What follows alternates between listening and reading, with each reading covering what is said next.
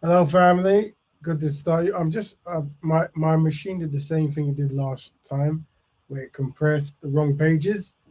So I'm just gonna have to do the PDF again. But why don't I just start with a video? That way I can come on. Don't do that. Let me start with a video. I'll start again. While I get this compression thing done. Where is the video? Is that one? I say this. Oh, that's too short. Did I upload it? Let me see if I can find it. Video. Hold on. Almost there. Welcome to the Black Band Broadcast. I'm your host, Rap Raven. Just looking for a 90s. I thought I downloaded the whole thing. History. Yeah, there you go. Should be that one. Should be that one. Okay, it's already on this. Which one is it? I want to say it's that one. The Is that one? Which doll? That is not the one. Which one is it? It must be this one. Definitely not this one. This is the definitely not. That would be a problem. So where's it gone then? Maybe somewhere. Maybe. Black doll? What download the number one? And which one is the white doll? That one. Which doll is the pretty doll? Which doll is the nice doll? Which doll is the bad doll? Which doll is the nice doll? And which doll is the bad doll? And why is that doll pretty? Because he's white and he has two eyes. Which doll is the ugly doll? Why is that doll ugly? Because he's black. Which doll looks most like you? Like me. Yeah, which one looks like you? And that one. All right, this is the one I'm looking for. All right, while it's compressing, let's play this video. Dolls. They are every young girl's companion and friend. All right. Dolls can represent much more in a youngster's life. In 1939, Tell your friend we're live. We're just compressing the. Oh, yeah, I can do that still. I've only got 2 pages of this. Welcome to Black Bear Broadcast. Today we will send out the link at some point. Where is that thing gone? Let's do that one. 2 pages, really. So start. Black people, unfortunately, when it comes to working as a collective with only black people on matters that benefit black issues, black progression, and black ownership, black people are collectively inadequate. Oh, yeah. Individually, you might find a non-black person who shows some kind of camaraderie towards black people. However, black people have no friends. There you go. The most important one, constructive black man, constructive black woman, to constructive black family. And there you go. We're going to send the link out today. When we do, don't forget there. But let's carry back on our thingamajig. Let's see if I can find it. psychologist Kenneth Clark and his wife, the late Mamie Phipps Clark, used dolls to gauge ego and self-esteem in young black children. After asking the children questions about white and black dolls, the results shocked. Let's pause it there for a bit. So this week's topic, tell your friends, it's very important. Do black children have self-hate? I wonder. We review how self-hate in black children can influence life choices. Very important, something we don't think about as well. When I was debating many. It's very weird because when you go out in the world, you have to view the world from a black paradigm, and there's certain experiences that it's very normal for black people that might not be normal outside, but it'd be beneficial for us to be aware of that. And that is just how much black people try to sabotage black progress, and maybe rebrand how they're doing it. But the reason I say it is because, when we try to say things like, things come along when they say, love has no color and we love everyone and blah, blah, blah. How do we know that how growing up with self-hate doesn't completely flavor your choice in your partners and your friendship and all that kind of stuff? We do know, but just being, whatever. So That's an interesting thing to keep in mind. And also, we're going to have the problematic versus principled black women. Got a new diagram to show you. We're taking the error prone and high principled concept and streamline it, make it more simple. We break it down to problematic and principled, you see.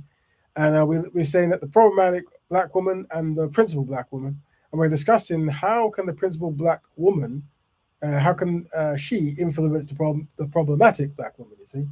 Remember we said before that one of the strategies will be it's best if men correct men and women correct women. Take or give, depending, you know. Good evening, Brother Dominic, a very good contributor to the show. Big up him, big up everyone else who's live and anyone who will be watching in future times. We'd like to big you guys up. Also like to big up Brother Moves for jumping in. Welcome to the show. We're gonna carry on. So we're gonna jump to the first topic, which is we review how self-hate in black children could influence life choices. We're just gonna look. So what we're gonna do, most people know this, if not everyone. We're gonna look at the history. Well, the history of the black doll test. But I'm just gonna expand it a bit just to show that the worldwide history of it. But let's just go for that for a bit. Just 2 minutes on this documentary thing. Clarks and the nation. Right. Found that black children knew that they were different, that they had lower status. They internalized in the development of their own self-image these negative stereotypes of the society, and the majority, 2 out of 3 of the children, rejected the brown dolls as being negative and bad, etc. Here, Sir Jay, you can have Nancy. It's a present. Mommy just got it for me. I want that one. Frida's my friend. I've had her all my life. Mommy! Mommy! Yes? She took my doll. Sarah Jane, where are your manners? Now give it back. I don't want the black one. The disturbing thing was when we asked them, show me the doll that's most like you, they then had to identify with a doll that they had rejected and had a deep sense of their own inadequacy and inferiority at that time. The findings of that study were dramatic enough to catch the attention of the United States Supreme Court. Their 1954 ruling striking down the separate but equal doctrine and ordering school desegregation was influenced by the Clark's so-called doll study. We did not do the study for the court. We did the study as psychologists. But the lawyers of the NAACP, when they read our reports and studies, said that they thought it was quite relevant to the case of segregation and the effects of segregation on personality. Since the '54 decision, America has inched begrudgingly slow toward the implementation of desegregation orders. The first battlegrounds were the South, places like Little Rock, the University of Alabama, and Mississippi. Later, the struggle moved north to places like Boston. Clark blames lack of self-esteem for many of the problems in the schools today, from high dropout rates to violence. It will take more than laws. It will take more than court decisions. Obviously, churches haven't been particularly effective in helping people to be more humane in their relationship with their fellow human beings. And my feeling is that we will need a wide and deep approach to educating in our children, not to be hostile and inhumane. To those who say desegregation didn't work and that we were probably better off in segregated schools, how do you respond? Desegregation doesn't work because we haven't tried it. We haven't really reorganized our schools away from racial lines. You know, we haven't used our schools and educational institutions as a way of educating human beings to work and to respect others. What relevance do you see to the doll study today?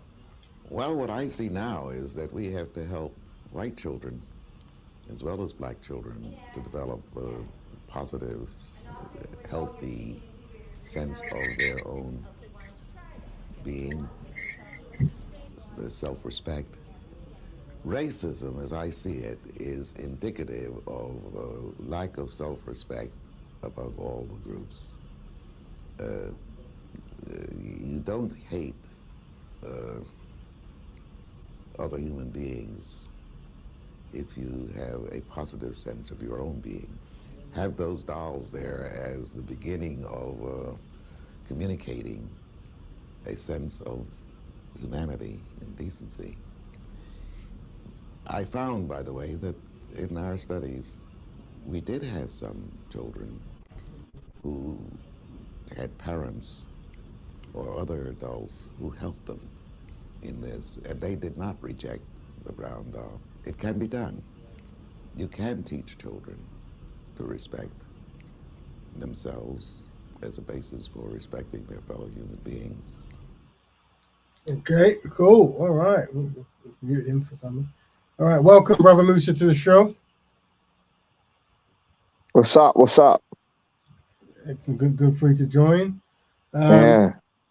We're tackling Do Black Children Have Self-Hate? We review how self-hate in black children can influence life choices. I see it still. I see it. It's a very interesting topic.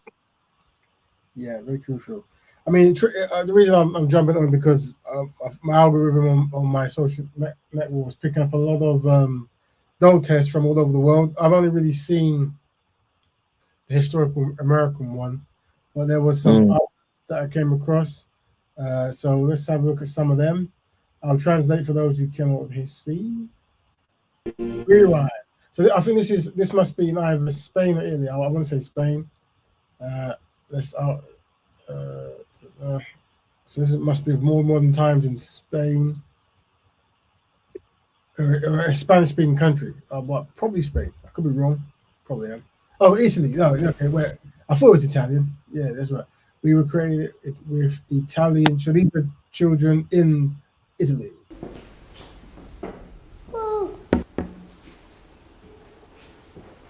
Quale bambola è bianca? So they're asking a child which is the white doll, black doll. They can tell. Quale bambola è nera? Quale delle due è bella? He's asking which is the doll that's pretty. Questa. So far they're picking the European looking doll, as you do. Qual è quella bella? I think that Qual è quella check. Quella bella? So the one that the children picked the black one. Big up to him. Qual è quella brutta? They picked the ugly one. There's the black one. This one. E qual So he needs to get this child's name. He identifies the white one as ugly and the black one as pretty. So 10 points. è quella buona? Obviously not like that, you know what I mean? But you know what I mean. No. Okay, the sister there, the young child there. Quale è cattiva? Which one is bad? If you got any more points. Let's see if he gets more points. Qual è buona? Okay.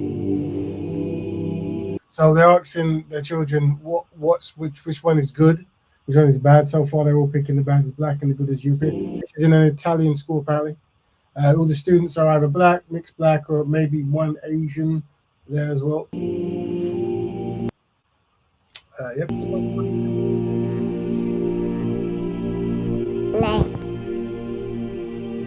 Perché è buona? Perché ha gli occhi celesti. So this child says because she's got blue eyes, she's good.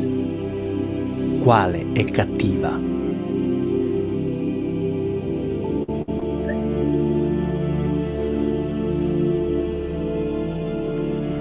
I changed his mind now. Now he's saying that the black one is bad. Perché è cattiva? Perché è tutto nero. The young child who said that blue eyes made you good said the black skin made it bad.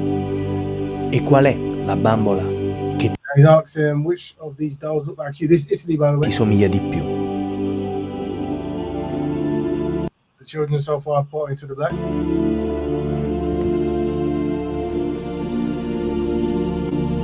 Asian child is pointing to the black as well.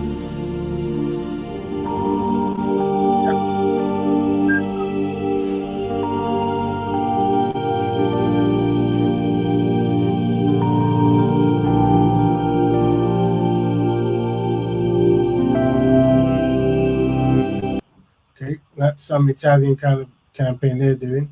Hold on. Let's see. Let me check out what's this. Quale bambola è nera? Is the black dog that one? Mi ha offeso. You offended me. Tu. Perché mi hai chiamato nera? So the black child is saying you call me black. You offended me. Mi offendi perché altri She's offended because other kids bambini mi hanno offeso have offended me with meanness. con cattiveria. All right. He said I'm not being mean. Quello sto mi sta This one is looking at me funny. So she says the white doll is looking at her in a funny way. She's probably not wrong. guardando storto. There you go. So that was in Italy. Now, I don't know when that was taken, quite recently, I'm assuming. Let's see if there's any other countries. What country is this one? Some of them is actually in French with no translation. So this is French. So we just. Quelle est la poupée que tu préfères? If any of you guys are from Congo or where else? Cameroon or where else? Mali, Senegal. Maybe you can translate for us. Pourquoi? Parce que quoi? Parce que c'est mon préféré. Celle-là, Pourquoi? parce que ma sœur, elle joue que avec ses poupées blanches. Ce serait la blanche moi. Pourquoi? Parce que j'aime bien ses yeux bleus. Quelle est la poupée la moins jolie? Celle-là. Now, I can't speak French, but they seem to be getting the same results. So that's France as it goes on, but we'll cut it there because we don't have any Senegalese people who can translate. Okay, what else we're going to do? We're going to... now, that was... So we looked at Italy. I think I had a Spanish one, but I can't find that one now. We got Italy, we've got France, and we've even got Asia. Let's see what Asia this is. The first one. Yeah, this one. Because the skin is shiny. So which doll looks bad? So what was the first question? The first question was what? We asked these children aged 4 to 6, and they all look Asian, to play with the 3 dolls. To play with the 3 dolls, all identical except skin color. Yep. They asked which doll is the nice doll. This is an Asian country or Asian people at least. The first one. So far the first one is the nice one. Yeah, this one. All right. Because the skin is shiny. So I don't know if this young lady is Chinese or she's quite dark. She might be, but she's identified the Chinese one. So I know there's a dynamics in Asia, but that's what it's going. Which doll looks like a bad doll? This one. The middle one. This one. The middle one. This one. Because this is bad, baby. Oh dear. One's picked the dark skin one. Oh dear. 2 has picked the dark skin one. Because the brown is so dark. Oh, so that looks like the South Indian, South Asian one is saying the dark one is too brown. He is no cute. Right. So doesn't not preferring the non-cute black one. I think this one. Oh, 10 points for this brother, but you should be doing that anyway. But there you go. Chinese I don't really like. Oh, he doesn't like Chinese, so maybe there's history there. We have to find that out. But he assumes that this is Chinese, so the assumption is this is all Asian community of South Asian Chinese and stuff, and that they recognize it, I'm assuming. One play with me and all the other never play with me. So I think he's identifying this is an Asian kid, by the way, and he's saying that there's a Chinese dynamic there. Because I like the peach color. So smart. This one. The third one. Oh, you picked the black one for smart. Very, very smart. There. Because I just know brown is smart. There you go. So someone raised her with some kind of, Because my father is smart. All right. So there you go. So we'll skip through all that. This is in Asia, somewhere in Asia. We're just looking at this test as they do all around the world. What's this one here? Have I seen this one? This the French one. That's the Asian one. Is there any more? We did the documentary, I think. Now what we're going to do is just a quick one. This is so the question is, let me go back to the page. We welcome Brother Musa and Brother Kel. Welcome to the show, brothers. Black Betterment to you both. Black Betterment, Brother Raven. Peace, peace, peace, Black Betterment. Big up, big up. So the question is, do black children have self-hate? We review self-hate in black children can influence life choices. How it can influence life choices. Came across this page, this young sister who's with her children. Let's see what she does. Hello and welcome to today's video. If you believe in raising socially conscious and aware children, make sure you are subscribed before we get started. Now today I am conducting the doll test on my children. This test was a study originally conducted in the 1940s on African American children by scholars Dr. Kenneth and Mamie Clark. The Clarks wanted to explore racial awareness of children, black children, with the idea being that if children understood that there is a lot of negativity associated with blackness in our society and culture, and they also knew that they themselves were black, then they would have a negative self-conscious or consciousness. So this couple was extremely scholarly. They were the first and second African American to graduate from Columbia University with a PhD in psychology. They did lots of works around did she say the first and second? Let me check that again. That's quite important. Psychology.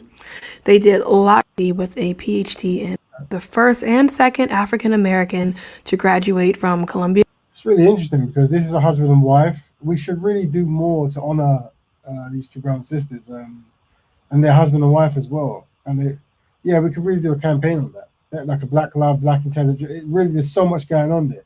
Need to definitely remind me. I'm gonna write that down. That's do Black Love. Excellent. That's really fantastic. Well, there's a whole campaign there. This literally is. University with a PhD in psychology. They did lots of work surrounding this issue, but this particular study was used by Thurgood Marshall and his team from the NAACP to overturn the American legal position that blacks could receive a segregated but equal education from white children. In the end, they ruled in Brown versus Board that separating children created inherent inequalities. Fast forward 50 years later, and countless reproduction of this test have shown that very little in our society has changed. And in fact, around the world, around the country, children are educated still that white is right. What you do is to answer my question, okay? Okay. All right. Give me the doll that you want to play with. This one? Yes. Okay. Show me the doll that is the nice doll. Show me the doll that is the bad doll. None. None? Okay. Show me the doll that has a nice color. Okay. Or show me the doll that looks white. Okay. Show me the doll that looks... You don't even know what I'm going to say. Yeah. Is that the... Show me... No, I'm not brown. I want you to show me the doll that's African American. Both of them? Yeah. Okay, put it down. I want you to look at both of the dolls in front of you. And I want you to show me the doll you want to play with. You want to play with that one? Good girl. Now, show me the doll that is a nice doll. Good girl. Show me the doll that looks bad. This one and this one is pretty. Well, which doll is bad? Nothing. Okay, good girl. Show me the doll that has a nice color. I like tan and I like brown. Okay. Show me the doll that looks like a white doll. This one and this one. Okay. Show me the doll that looks like a African American doll. This one and this one. Okay. Good girl. Give me the doll that looks like you. Give me the doll that looks like Baba. Okay. Give me the pretty doll.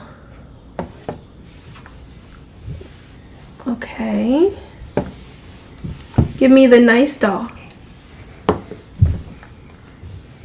Her kids seem to be giving her all the dolls for all the answers, it looks like. Okay. Give me a scary doll. This one is pretty and this one is pretty. Okay. Thank you so much. Go back up off my camera, girl. Back up off that camera. Okay, can you show me the white doll? Good. Can you show me the black doll? Good. Can you show me the doll that looks like you? Which one? Sure. That one? Okay. So let me ask you a question. Which doll is prettier?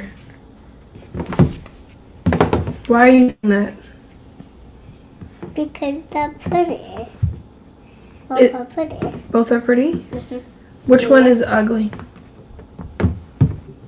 Which one? None. Why are you saying none? Because a dog can be ugly. Okay. Well, what if they were real babies? That means.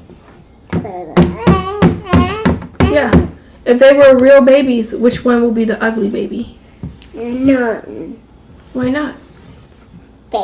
Because babies are not ugly. They're cute. Well, which one would be cuter? Both.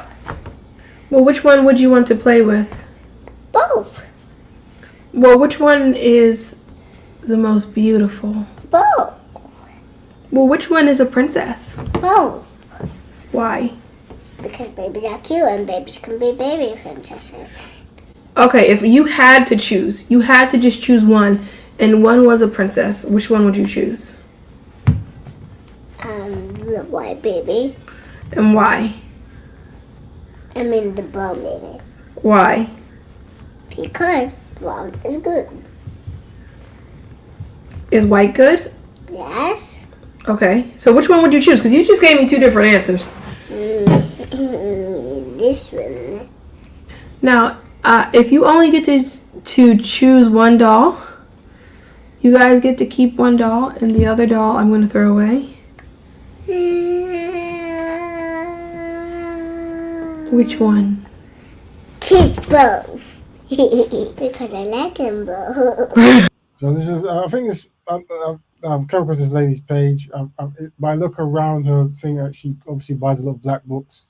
I think she might have a page where she does black stuff, and black history, maybe black children raising. Just came across it. Interesting. Just we're looking at that. We'll go back to the question. Those joining, do black children have self-hate? We review self-hate in black children can influence life choices. So just a quick roundup there of the black doll test, very famous test, and it's around the world. It seems that the same thing happens. That's why we're saying the sisters trying to do that. I assume, like try to raise their children with also self-love, but also respect for others, and and that kind of stuff. And it's something to think about. We are joined by Brother Musa and Brother Cal. So before we move on to the next topic, is there anything to add to the concept of, do black children have self-hate, or can they?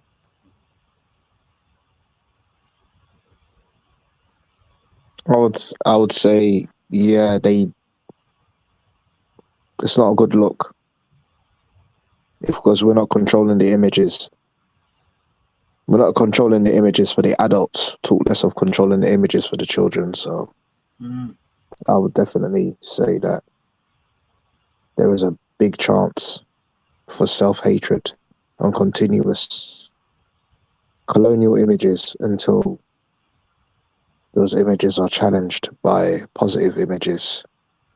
I would ask the question, is there a movement for positive images or challenging the current images that we have? Is there a movement for blacks or people of color to do that? I think there certain groups might do that, but I think more so what's going to be happening is we're going to take responsibility to have direct influence. So if you looked at the video, the sister there, she made it her, I guess, duty to buy black books and black dolls and this kind of stuff. And it isn't a standard, but it's a very good thing that we can do because obviously once they leave the house, other communities and have their own way of having their own kind of propaganda and stuff. But it's interesting because this concept of talking to non-black people about changing and doing stuff, I do think it's. I don't think it's beneficial for black people to do that. I think the real strategy should be how do we become inwards in all solutions. I think we lose a lot when we, for example, I would say that black people's solution is different from white people's solution. So right now, white people are practicing their solution in the sense of if you go on TV, they're going to show they've made it their duty to have more non-white people on certain spaces, and then because of that and their quota, you're going to automatically have black, lesbian, interracially dating, Jewish person, right? They'll tick many boxes and they'll do that, and that's them to trying to get trying to be more equal with their distribution of their institution stuff. But once again, I don't think they're going to listen to us to say, well, actually, we prefer to have constructive black families on TV or on the adverts or what it might be. We don't really control that, and they've got their own thing going. So that's why the goal should be how do we maximize showing the image we want in all the institutions we have or institutions that we make to do that, and how do people naturally do that as just a cultural voice, really.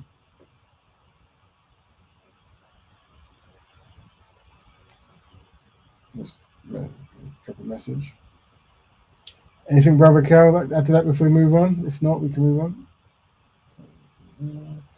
Sorry, bro. Was that to do with the colorism?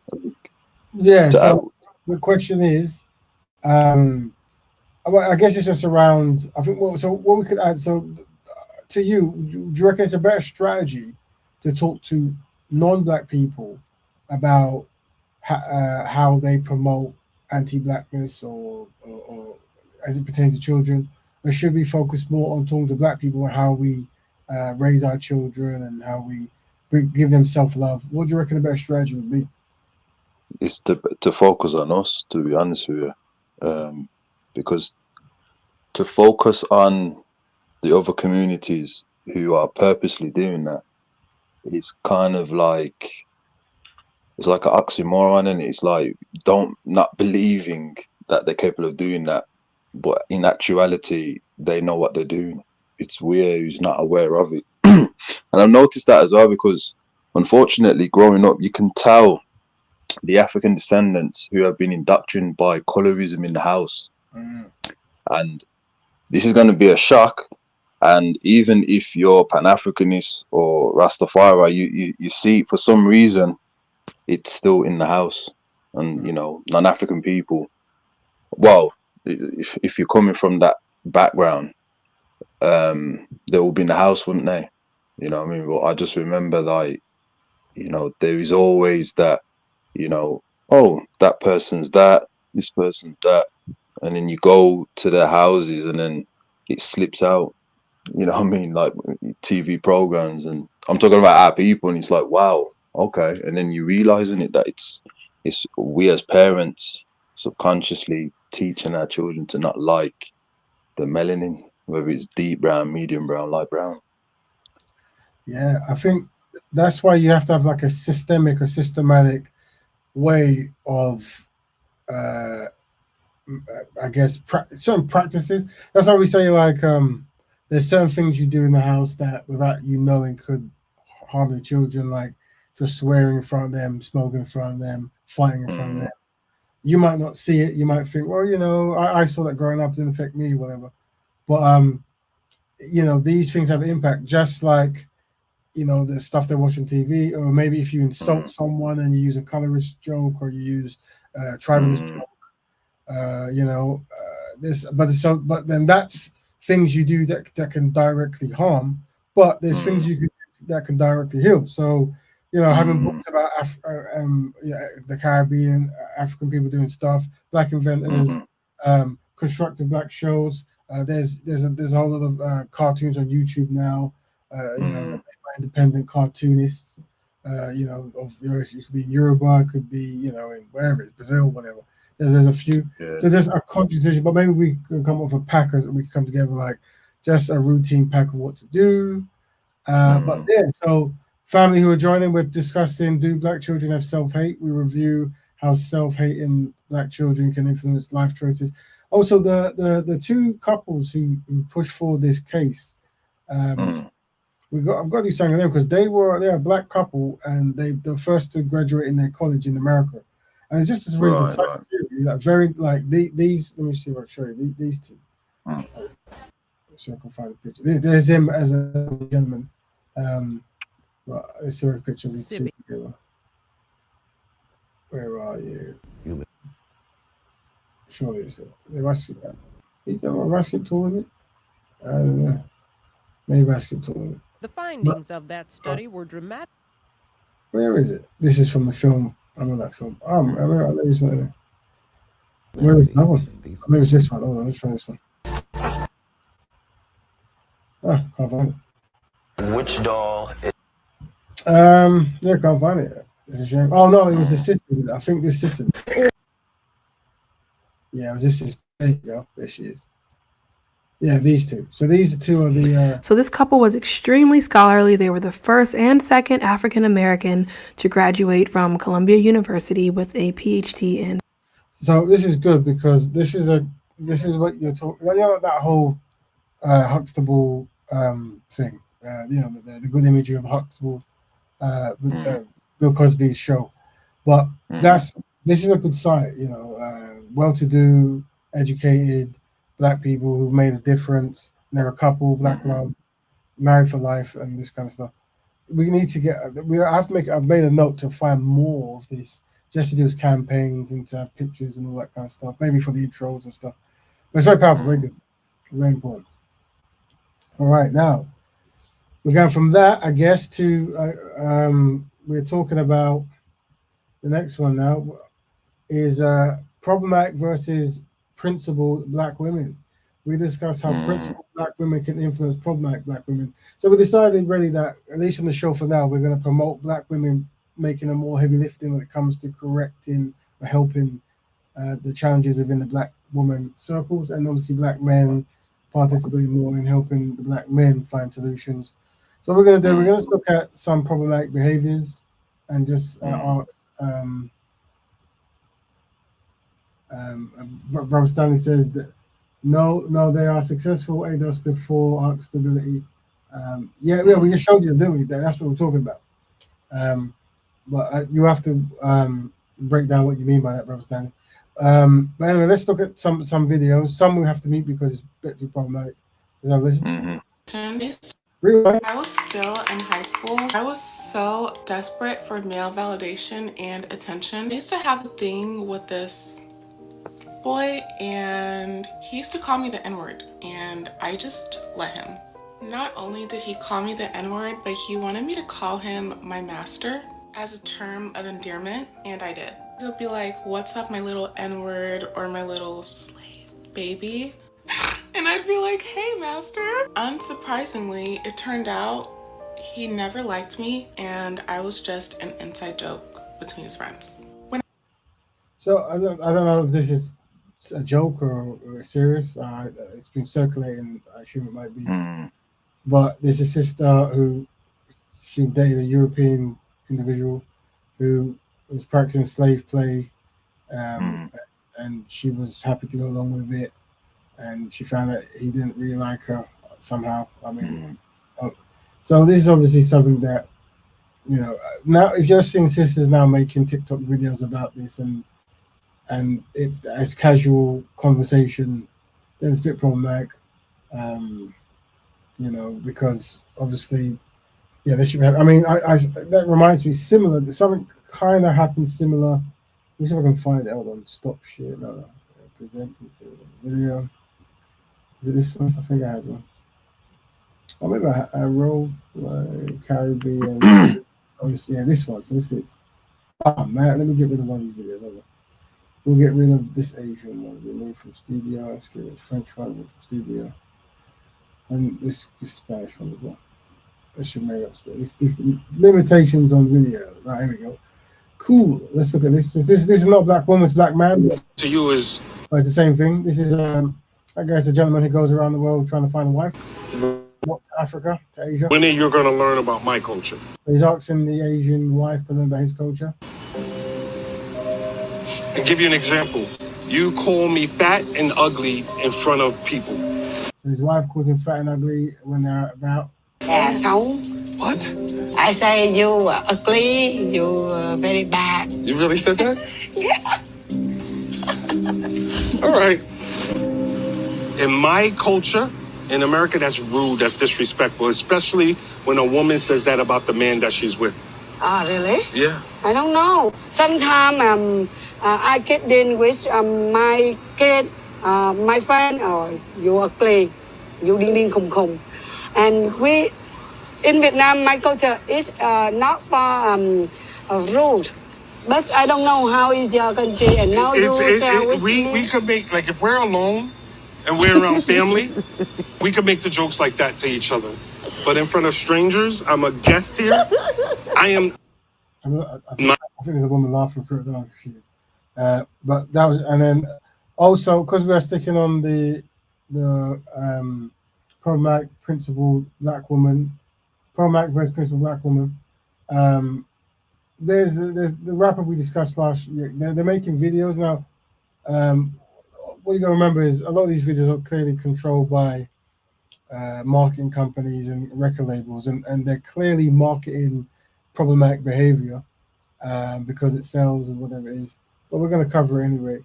So this is the. I'm gonna mute it.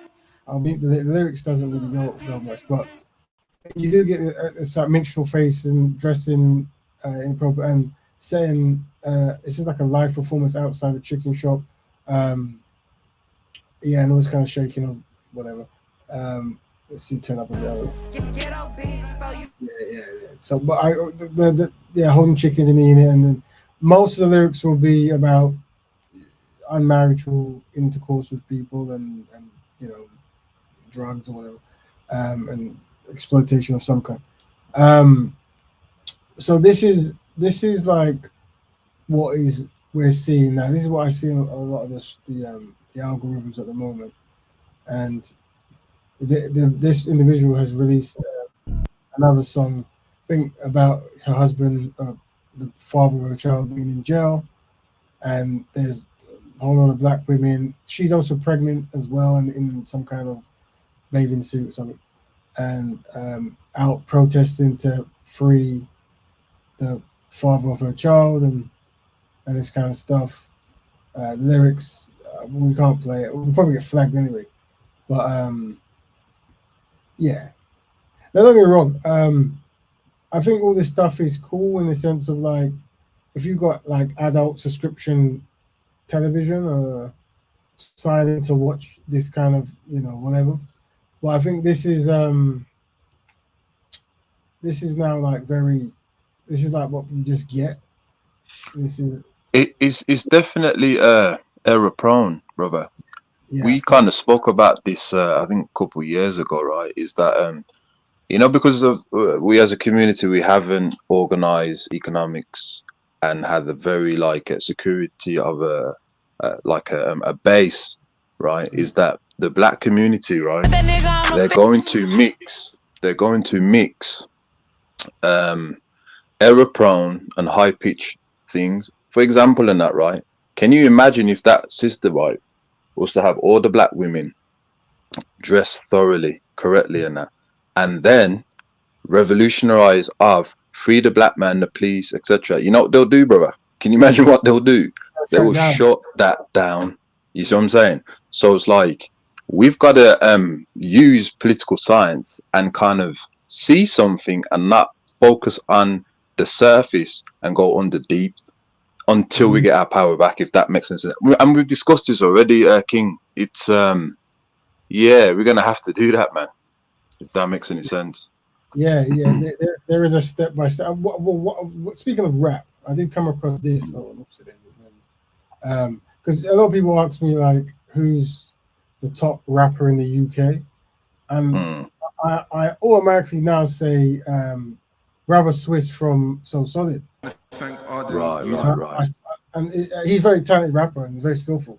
That's cool. But I think more so it's when people say, "Do you live the life?" Like gangsterism kind of stuff. We have to have that for Black Betterment, where it's like, do you actually outside of your rap do constructive things for black people? So this is him getting his award for something. University for honoring me with this amazing gift of making me a doctor of business administration.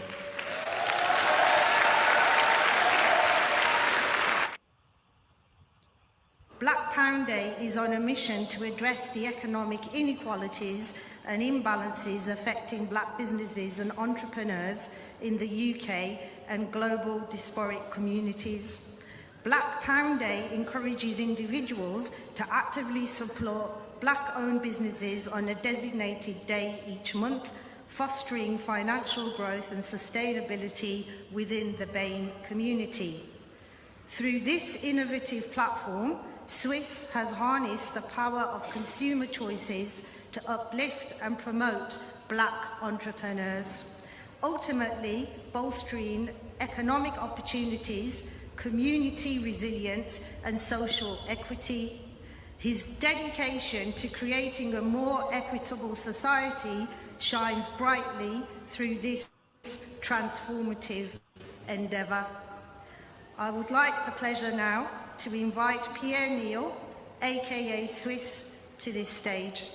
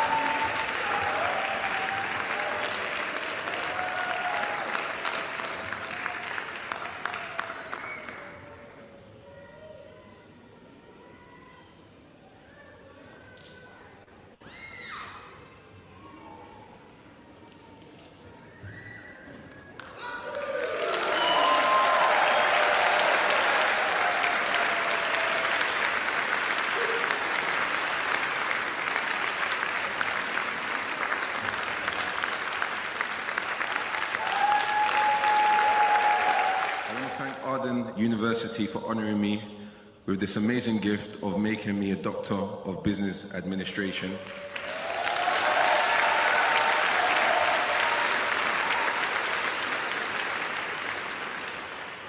Without having to work as hard as you guys did. I've had an interesting journey myself when it comes to academia. I was suspended in my early years of primary school. I internalized that experience and it carried a stigma that negatively affected my relationship with school in years to come.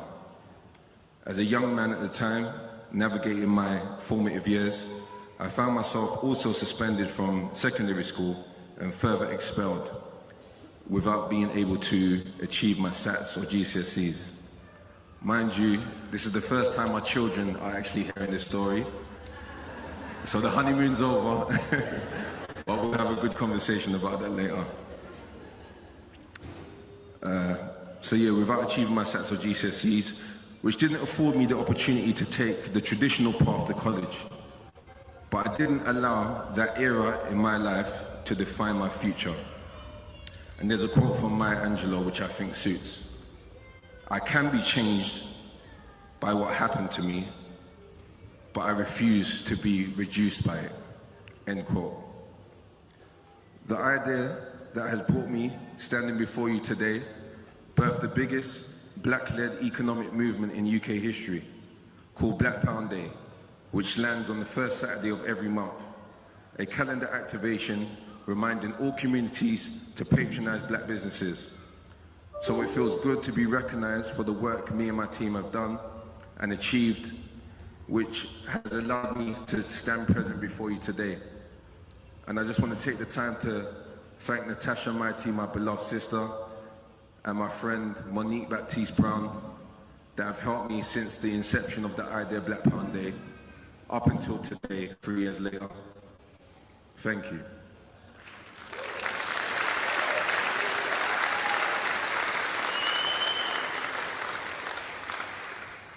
Always remind yourself that you did this.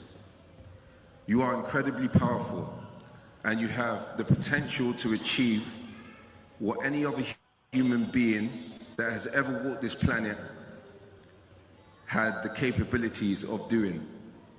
You are unique. You are a unique fingerprint, so much so that whenever you place your hands on something, there will be no other person ever in that moment of time that will produce the same unique and special existential timestamp as a result of a particular act that you choose to do. So don't let anyone ever tell you that you are not special. Stay on purpose, believe in yourself, keep in the company of those that will challenge you in the healthiest of ways, and always approach life with respect and gratitude. I just want to thank my mom for supporting me throughout my life, and I want to thank my children for being the driving force for what I am doing now. I'll end on this quote from Rita Moreno.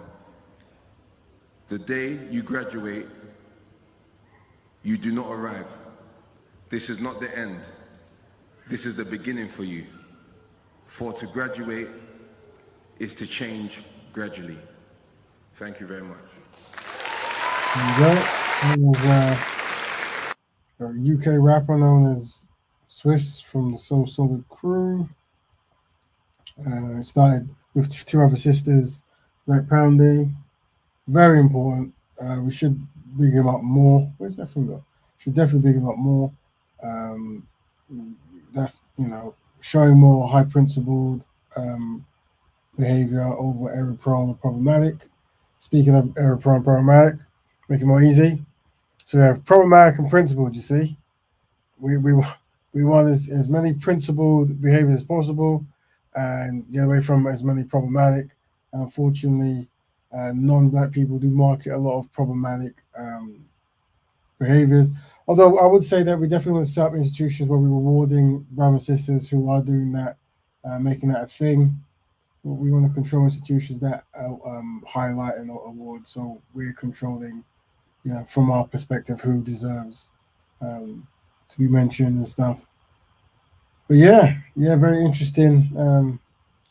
Very interesting. We are talking right now, if you didn't know, about problematic versus principled black women. Any black women in there, feel free to jump in. Brother Stan was saying something. He said, sorry, came late. Salute, Cal. Salute. So, okay. I don't think he said anything else. So Brother Raven, when you're saying correcting problematic black women, are you referring to for us or the sisters, and in what situation are you referring to? So in this particular show, I'm thinking, how can we? And it's always good that we get sisters to jump on, but how can sisters lead in creating an environment to correct, the sisters. One thing we're playing with here is it might be more strategic if black men fix black men and black women fix black women, just as an overall principle. But obviously, we support or lead when you need to. But generally, as a concept, it's an in-house fixing thing. There are some YouTube shows of black women who do that. Some say they might be too harsh. There's one woman called Crimson, I think Crimson Cure, I forget. She's a Muslim sister, and she's in America. She's very clever, very clever, and she understands about white supremacy and history of it. She might be from either the Nation of Islam or she might be from the Nation of Islam. I think her partner passed away, and I'm not too sure. But she's I see her, but some people think she's a bit harsh. But one of her jobs is to correct problematic behavior amongst some sisters, and I guess as men we need the same. But I do want to get sisters' opinion, but it's more so sisters talking to sisters about that isn't a good look, or that isn't going to help your sister, or whatever, rather than women talking to men and men talking to women across social network where so hundreds of women complain about a man and hundreds of men complain about a woman. It sometimes feeds into that kind of so-called civil war that might be perceived. But that's we're just saying now. Anyone wants to jump in, they can. Because the reason why I asked for it, because he showed a video, right, of unsynchronized African descendant with a Chinese mountain woman, right? So are you referring to that, for example, like if the man doesn't have respect, the woman's going to do that? And also, are you referring to that when the women do certain things that, there has to be a support system in order for them to carry out the code? Because if you're referring to that, brother, the woman is not going to, she's not going to tell other women, respect men, etc. and that, because here's the thing, brother. The man must understand, right, that if he wants respect from the woman, he has to have things in check. He's got to understand that sometimes, and that, right, that women are definitely going to see if they can push boundaries. You see, and the man's gonna have to understand: is this real? Is this not? And how to tackle it. You can't get women to teach women that, because maybe perhaps that man, because he's not unlocking her frequency, it's making her say to her, well, you're not man enough, right? So this is how I'm going to treat you. That's something that we've got to teach us men, how to get respect from women. Wouldn't you agree? Yeah, I agree. I think in this dynamic, what I'm saying is that there's some behaviors that women do. For example, the music videos, the behaviors that is being promoted in music videos. Women will see other women being that way. Maybe family, sisters, daughters, whatever it is. The women should take a lead in correcting that. But when it comes to relationships, the men have to lead, but they also have to have something going on. So it shows as a foundation that women can depend upon. But it's also when men are doing problematic behaviors, men correcting that, and when women are doing problematic behaviors. When it comes to relationships, that's a bit different. I was thinking about this because we're promoting the Trinity of Triumph, which is black health, black economics, and black families. And ultimately, what we need is to have experts from free. So in black health, we'll need Dr. Layla and maybe Mr. Motivator, someone who understands health, right? More particularly black health, and they can be like the arbiters of promotion we have. And then obviously, black economics. There's Brother Swiss is now moving in that direction. Good for him and others. But then we actually do need couple therapists or black people who talk about black love, and I think there's some American shows where they do that maybe.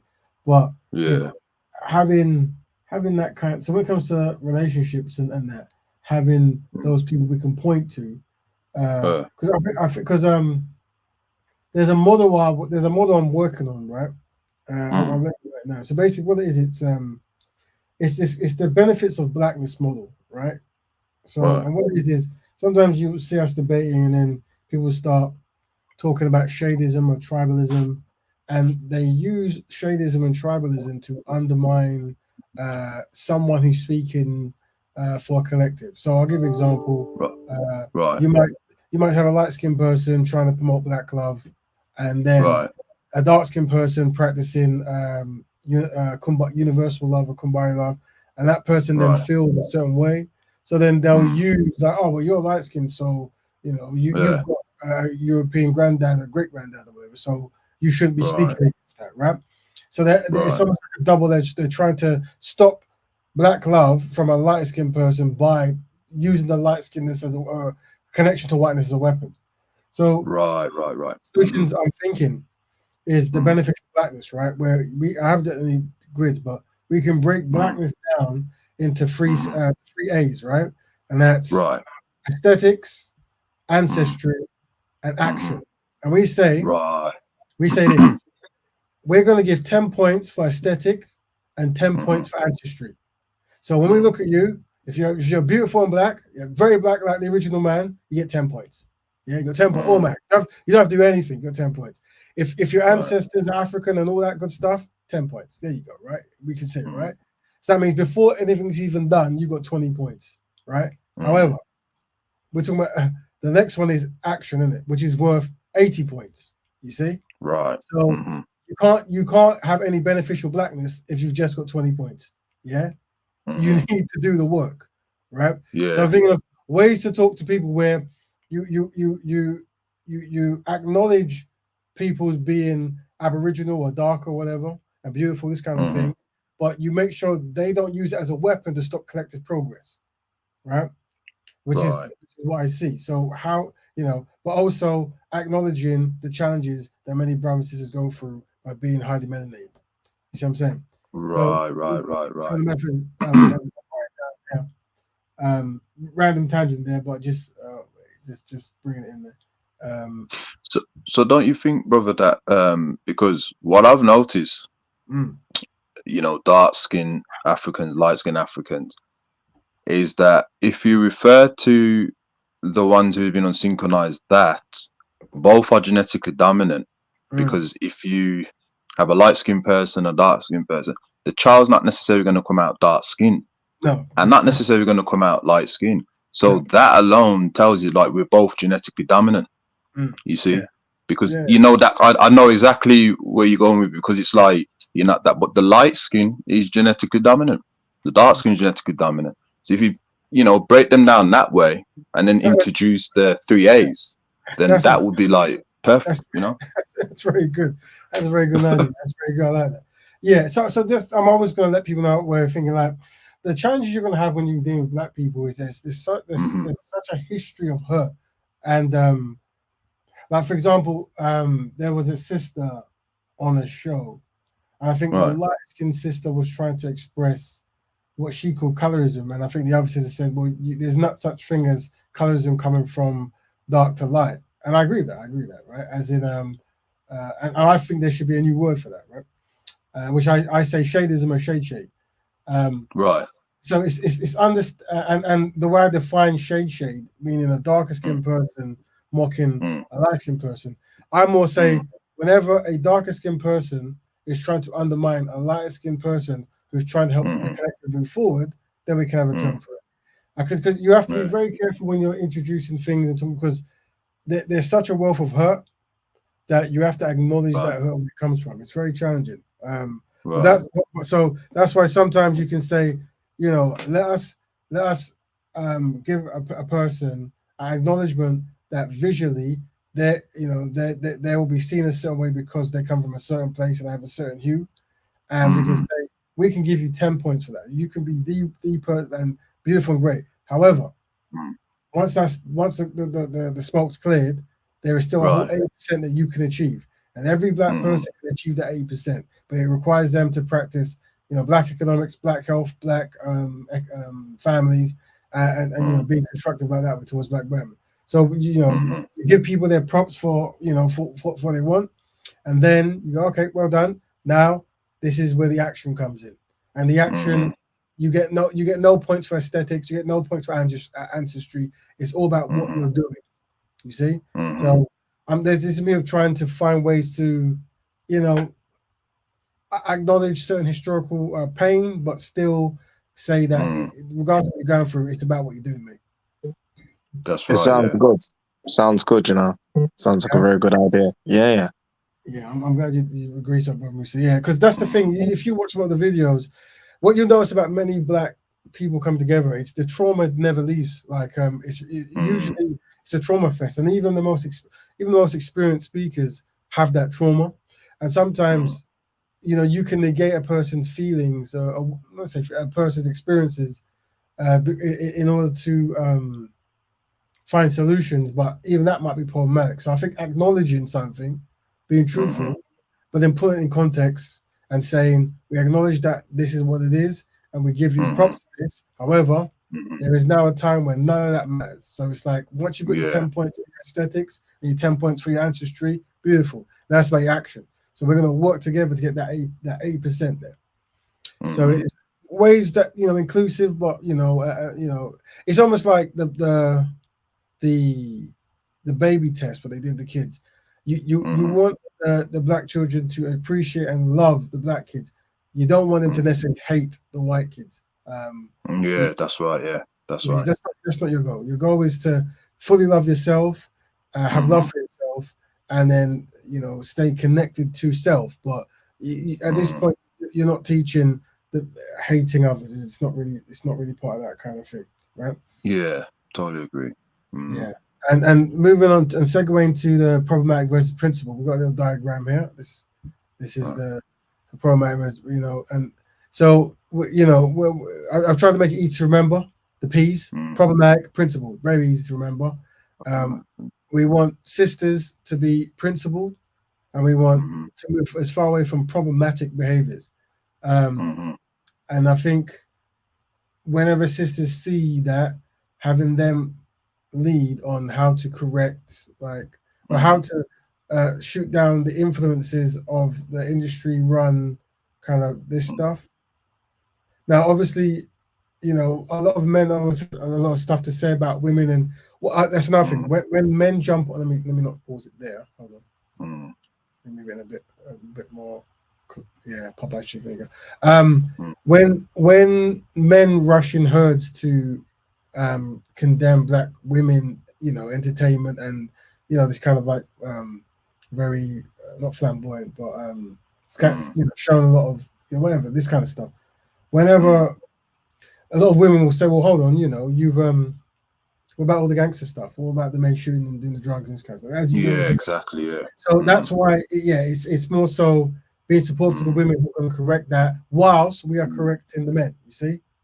Yeah. Because we don't want to get that. Because there is a habit of being very extra hard on the women, and then also being accepting of the men. So the solution might be, let's have women chime in and support on ways on trying to not make this an influence amongst other black girls. Like we saw last week, there was a young teacher who was crying because all of her students were trying to emulate this kind of stuff and rap about this kind of thing, whatever, and not do the work. Yeah, and naturally, obviously, the men go in and that's the thing. Sometimes, always remember that these individuals have no power alone, in the sense of they don't understand distribution. They don't really understand how to write songs anyway or produce songs. That was their upbringing. There's a machine behind them that knows if we exploit this image of eating chicken, being pregnant and rapping whilst talking about profanity and how much intimacy you can have with multiple men and take their money. Big up our brother Daniel Black Betterment family. Money, and that's why you'll have them dressing with horns on their head and being pregnant and being in a jail cell and saying the most, whatever lyrics. So we have to understand that obviously this is being pushed, but at the same token, while this is going out, it will influence young children, women particularly, and we support the black women and making sure they have a right way to talk to the young girls, not to follow suit, as we will be doing to the black men, who the same thing is going on, but more so with the black men, it will be more so violence and drugs and shooting and not being error prone, problematic. But then that is going to be problematic, brother, because here's the thing, right, brother? We've spoke about this and many other brothers, is that their logic is different to ours, brother. They're waiting to see if we're going to do the example. And this is the thing what we don't realize when it comes to women. I'm going to be very controversial, is that they reflect what they see and they'll use it against you and that. You see what I'm saying, brother? They will use the things against you that you are trying or not trying to do. So if the women are going to advise each other, right, then the women have to add on to that. Even though we're advising you, ladies, however, I agree that the men need to get it together. They have to put that at the end of the advising. Because if you remove the men out of it, the women will get themselves together, and then the man's just going to kind of not do what he's supposed to be doing, make excuses, and then the women are going to blame the synchronized African females that, look, you prepared us, and look what's happened. So they've got to, like, it's got to be both. Like, we're going to prepare you, but it is the man's fault why we've ended up in that way, and that will help them out. That will wean them into preparing, if that makes any sense. Yeah, I like that. One of the things we are pushing here, and it's something that I'm not seeing too many men do, and it's a challenge for many black men to follow, and that is being very critical upon black men for not valuing institution building and community building, and being heavily reliant on either blaming black women or competing with black women. And I think it's very important that as we black men, we definitely highlight that we acknowledge that collectively the baton has been dropped for, and there's been gaps in generations, and many black women have saw their head. And also we show this scenario of a sister, this one here. This one. In high school, I was so who was slave playing with European men, or European man, sorry, and accepting it. Obviously, this problematic behavior, but we have to admit that black women in the masses generally seek black men, and not having options and black men not doing their role, you're more likely to find them then having to settle for non-black men. And obviously you see that a lot of these non-black men still have the behavior patterns of their ancestors who were enslaved, see, and this is the ordeal they're gonna have to go through. So we have to acknowledge that there is a black men like speak like kind of like what brother Dr. Umar is doing, where he's making it a thing. So it's like a campaign. It's like, no, black men and black women has to be a thing. Yeah, before it was like the thing was, oh, we have to stop men from killing each other, we have to stop taking drugs, right? And that's a thing, I get it. But this is now a thing. Like, black men have to become constructive and be a good partner for a black woman, acknowledging that. And the whole, and I guess we look at the chart at the moment.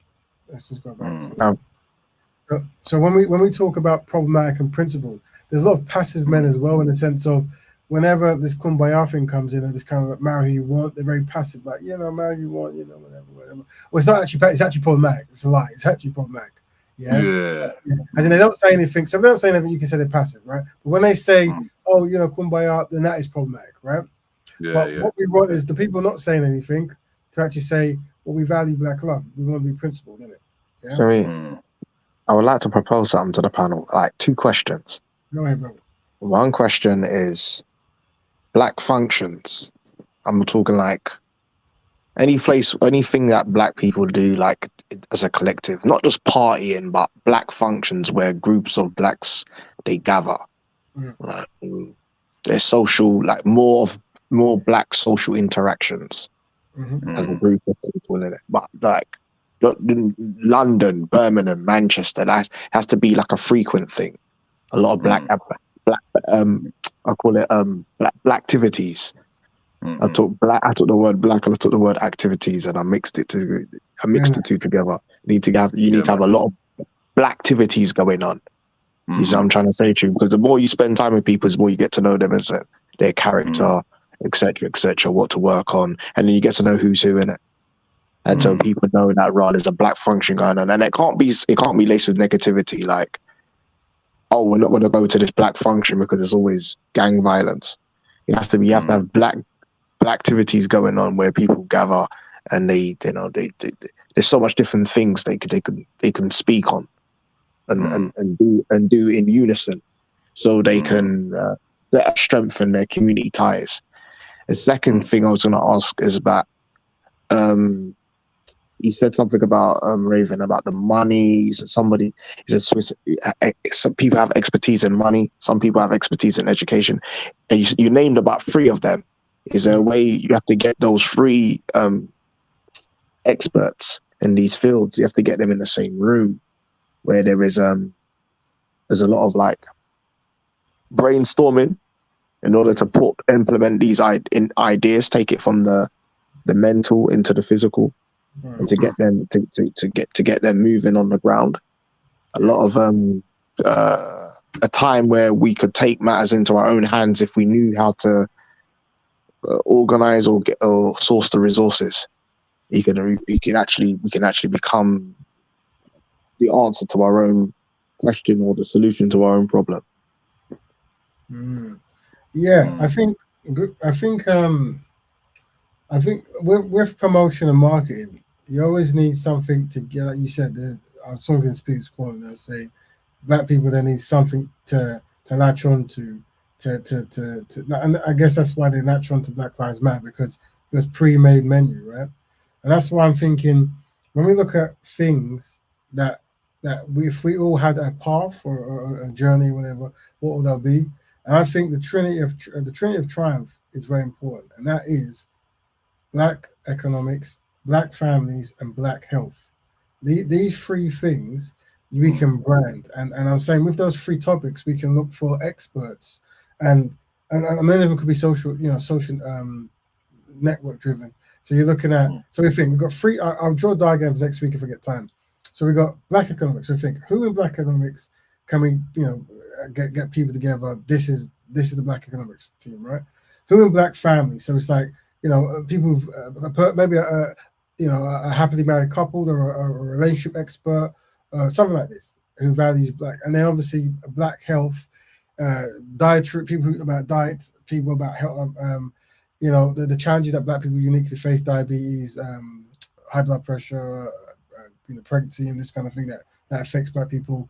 I was looking in the NHS, and I was looking at diabetes and high blood pressure, and it said these things higher your chances of having diabetes. And they say things like eating sugar and this kind of stuff. And they say being Black, and they're like, we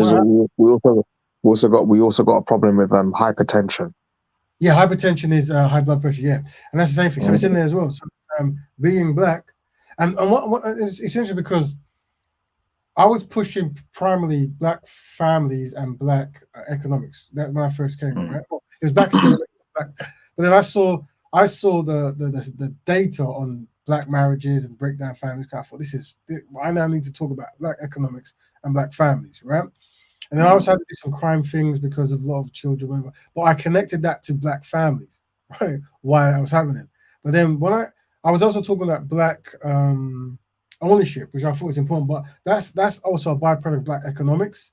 But Black health, for me, the research I'm doing, this is alarming. Like, that's an area that I'm into as well. Black health. Good, but you might be a guru in this area, because when I look at the data, and once again, it's another case of Black people going through tremendous amount of turmoil, and it being accepted and just it's a part of everyday life.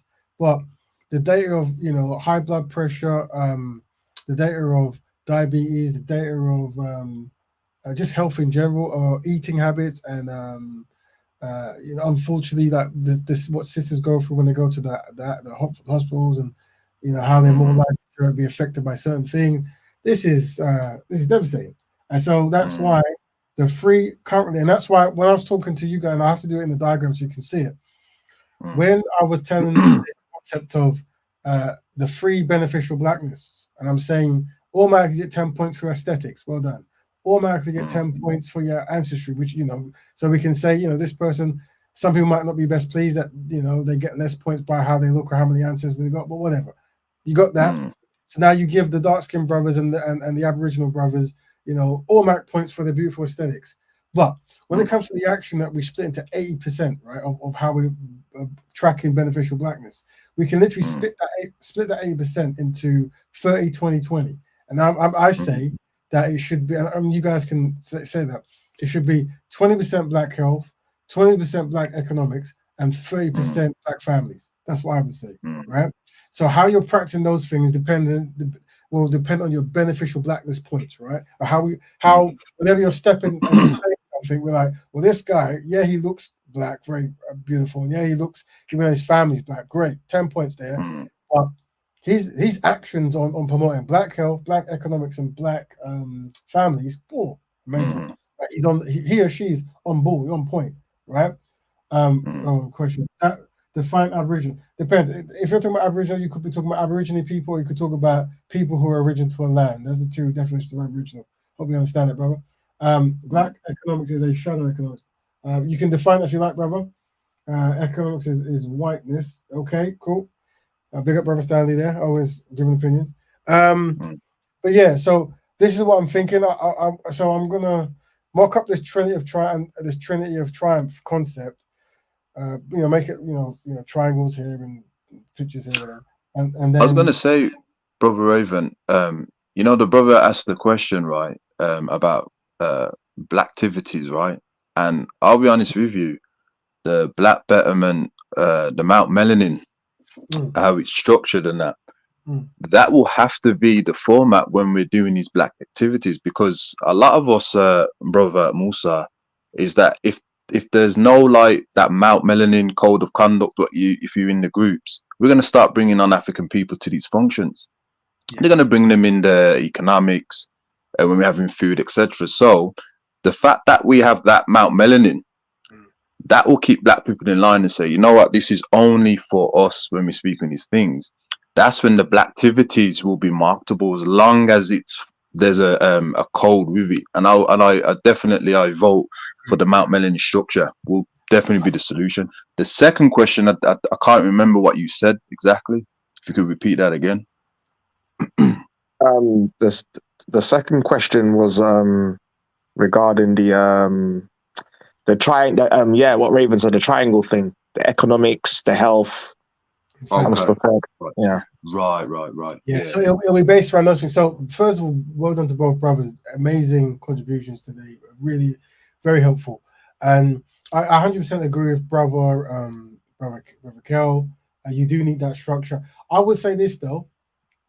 I agree, and I will do it.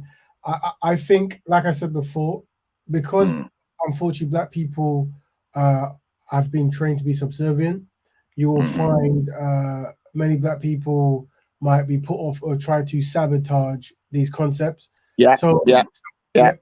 Definitely. Yeah. So I would say we have to have a reasoning, as we do have anyway, for why these things are dedicated for black people. And I'll write these things down, but I would suggest saying things like rather than focusing on the negativity that outsiders bring in, which they definitely do, more focus on the inadequacies that we have inherited.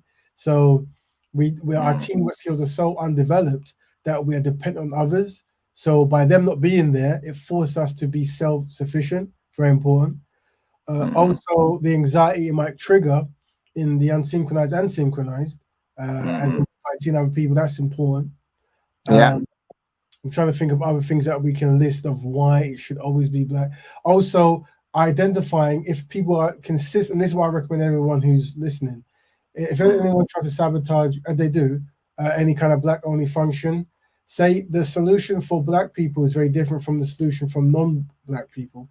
So white people, their thing is to, if they care at all, is to dismantle the history of anti-black racism, and they'll have to do that in their own institutions and do what they're doing. While our thing is, so they shouldn't be working with just white people in whatever they're doing, because they've had 400 years of doing that and segregating. So if they want to have an inclusive kind of concept, by all means, that's them.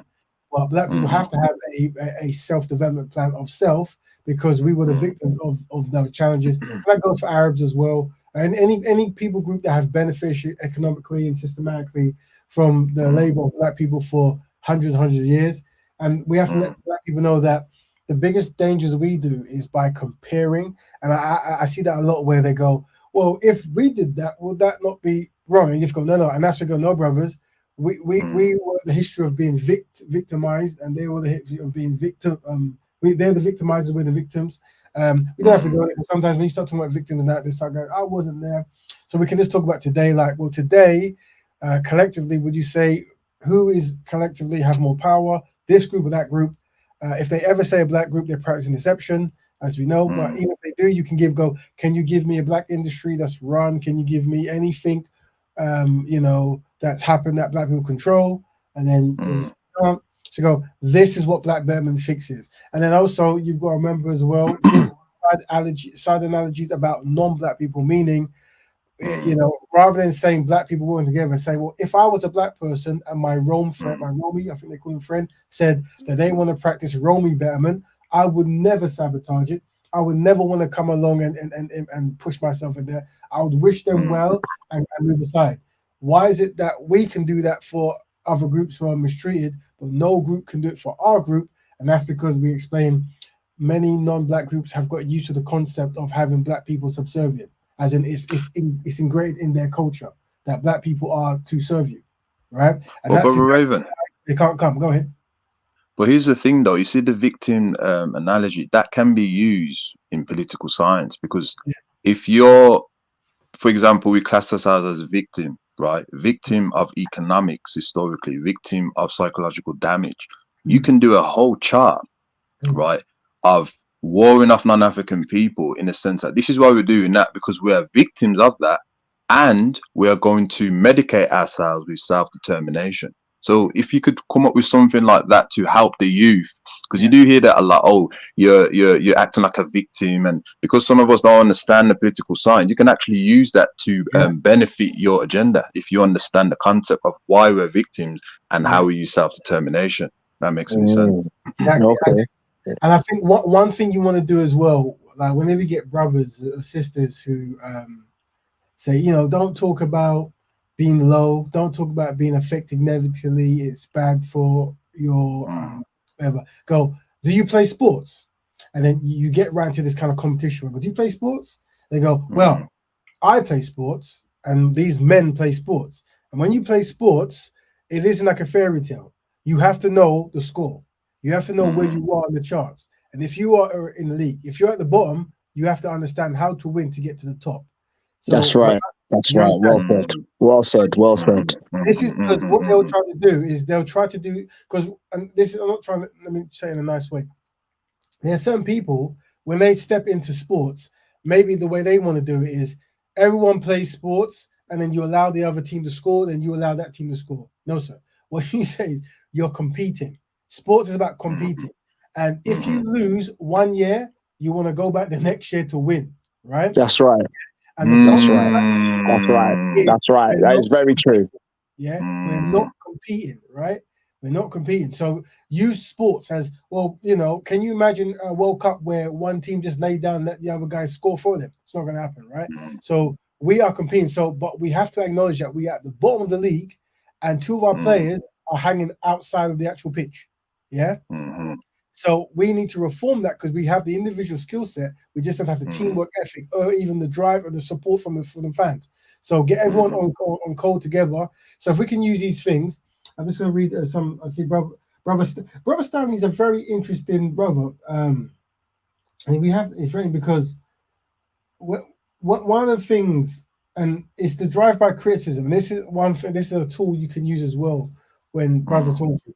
Whenever you get in a scenario, not that brothers doing it now, but I'm going to use him as an example. Whenever brothers you're trying to build, and all the brother will do is chip away at something and mock it, and then try to connect to something else, right? You have to think to yourself, like, what has happened? Like, is that isn't with it?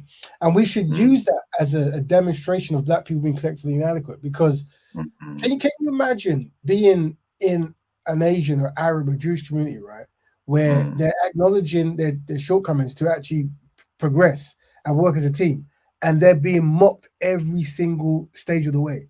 And what's happening is the individuals in that group are actually distancing themselves and then talking to their own community like they're foreigners. You know what I'm saying? Not thinking that, well, actually goes, you guys are trying to better us. I might not agree with it, but let me see where it goes. So let me add this way. It becomes like a drive-by criticism concept. And it's interesting, like I know from the study of why it is, but it's interesting to ask the brothers who do that, our sisters do that, why they do that. Like, are they aware they have been compromised by anti-black racism and non-black people? Are they aware that they are product?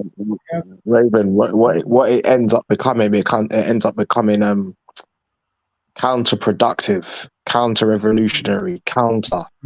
It becomes a hindrance, whether they think that it's not or not. But it's a counter, because the more they keep throwing the spanners in the work, it delays, it lessens the speed. We're supposed to be moving at 100 miles an hour. We start moving at 90 miles an hour, 80 miles an hour. I'm glad you said that, and that's why one of the strategies of the code is of when we get synchronized is if 3 brothers on the panel. And we understand Black Betterment, and we understand that there's going to be brothers and sisters who have been culturally compromised to undermine Black progress. Whenever they start saying things like, whenever positivity is being made negativity, everyone get on code, and the question to ask is, we highlight like, brother, are you aware that you are, you're undermining whatever? Do you have a solution to this thing? And everyone get on code. We expose a way of behaving that whenever other people see the same thing, every synchronized Black person does the same behavior. So what we're doing, we're highlighting that this behavior, we acknowledge it that it's a compromised behavior, but we're merciful to you. We understand why you're doing it, and it's a weakness, but we know you're doing it, and we've already got our solutions for it. And you got an analogy of that anyway, in regards to I think you have, Raven. Yeah, get that up, brother Raven, man. We got to get that up, King. We got to get that. That's ASAP. He's got it. He has got it. The 5 stage of grief. Yeah. He's got it in his arsenal. Yeah. Let's hear it, brother. Let's hear the 5 stages of the grief, man. Let's teach the people them. So it's like this: the 5 stages of grief. When Black people find out global anti-racism, being collectively inadequate, and collectively having no friends, they go through the 5 stages, and that's denial, then anger, then bargaining, then depression, then acceptance. Now, when they hit acceptance, we want to know, are they going to start doing something about it, aka practice promote Black Betterment, or are they going to continue as they was, right? And we have the grid here, and maybe this is a grid that we can have. Like I always think a grid like this will be very powerful if you're in an audience, you're talking, and then there's people there, and as someone is asking you questions and they're displaying it, it comes up on the board. You see, and then the people can actually try to decipher. I wonder where this is going. I wonder if it's the bargaining. So that's why the Unsynchronized Brothers, I do kind of welcome this, because they allow us to actually test these kind of theories of how best to talk to Black people and stuff. And I think this could be very effective. But yeah, the 5 stages of grief.